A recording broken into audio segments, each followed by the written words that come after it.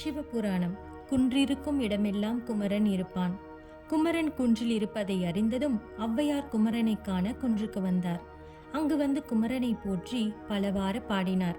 பின்பு தேவர்கள், முனிவர்கள் முதலானோர் பலவாறு போற்றியபடி குமரனை மனம் அமைதி கொள்ள வேண்டினார்கள்.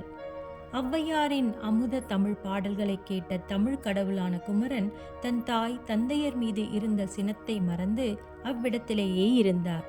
தமிழுக்கு கடவுளான குமாரா, நீ தாய் தந்தையரிடம் சண்டையிட்டு வரலாமா?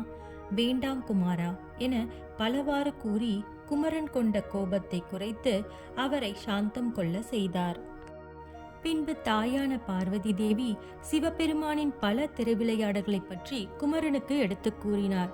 பின்பு, நீ கோபம் கொண்டு குன்றின் மேல் அமர்ந்ததால் இன்று முதல் குன்றிலிருக்கும் இடமெல்லாம் குமரன் இருக்கும் இடமாகும் என கூறினார்.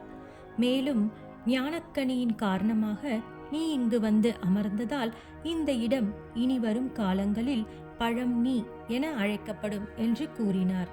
மேலும், இங்கு வந்து உன்னை வணங்க வரும் பக்தர்களுக்கு அருள் புரிவாயாக என்று கூறினார். பின்பு குமரன் பார்வதி தேவியுடன் கைலாய மலைக்கு சென்று தன் தந்தையான சிவபெருமானை வணங்கி தான் இழைத்த பிழையை மன்னித்தருள வேண்டும் என்று வேண்டினார். கருணை கடலான சிவபெருமானும் குமரனின் பிழைகளை மன்னித்து ஏற்றுக்கொண்டார். பின்பு தன் தமையனான கணபதியிடம் தான் இவ்விதம் நடந்தமைக்கு மன்னிப்பு வேண்டினார்.